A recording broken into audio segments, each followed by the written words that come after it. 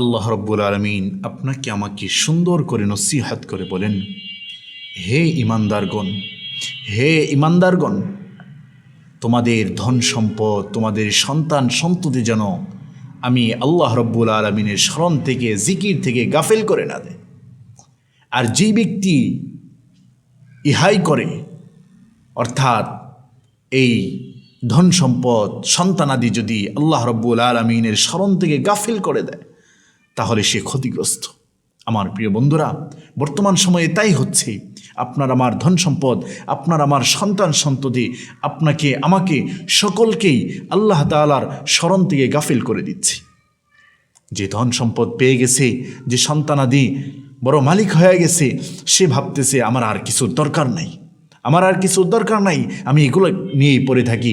এই ধন সম্পদ আপনাকে আমাকে গাফেল করে দিচ্ছে, আল্লাহর হুকুম আহকাম থেকে দূরে সরিয়ে দিচ্ছে। এই ধন সম্পদের ঠেলায় এই ধন সম্পদের ব্যস্ততায় আমি শুধু বাহিরের সময় দিচ্ছি।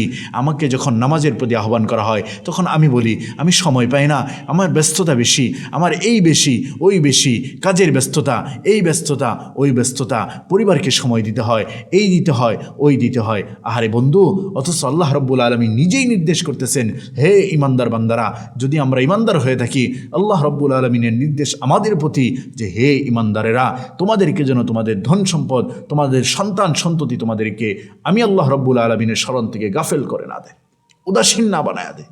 যদি উদাসীন বানায় দেয়, তবে স্মরণ রেখো যে তুমি ক্ষতিগ্রস্ত হয়ে যাবে। দুনিয়া নিয়ে আমরা ব্যস্ত, আমাদের সন্তান, আমাদের সম্পত্তি ইত্যাদি নিয়ে আমরা ব্যস্ত, ইত্যাদি নিয়ে আমরা পেরেশান। আমরা আল্লাহ তাআলার জিকির করছি না, আল্লাহ তাআলাকে স্মরণ করছি না, স্মরণ থেকে উদাসীন হয়ে যাচ্ছি। আমরা সম্পদের প্রতি ঝুঁকে যাচ্ছি, অথচ আল্লাহ রব্বুল আলমিন বলেন, বান্দা, তোর তো পরিপূর্ণভাবে আমি মালিকের দিকে ঝুঁকা উচিত।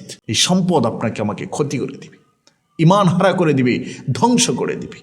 আল্লাহ রব্বুল আলমিন আমাদের সকলকে এই ধন সম্পত্তি, এই সন্তান সন্ততির স্মরণে, আল্লাহ তাআলা স্মরণ থেকে যেন গাফেল না করতে পারে, সেই তৌফিক আল্লাহ তাআলা আমাদের সকলকে দান করুক। আমিন ওয়া আখির।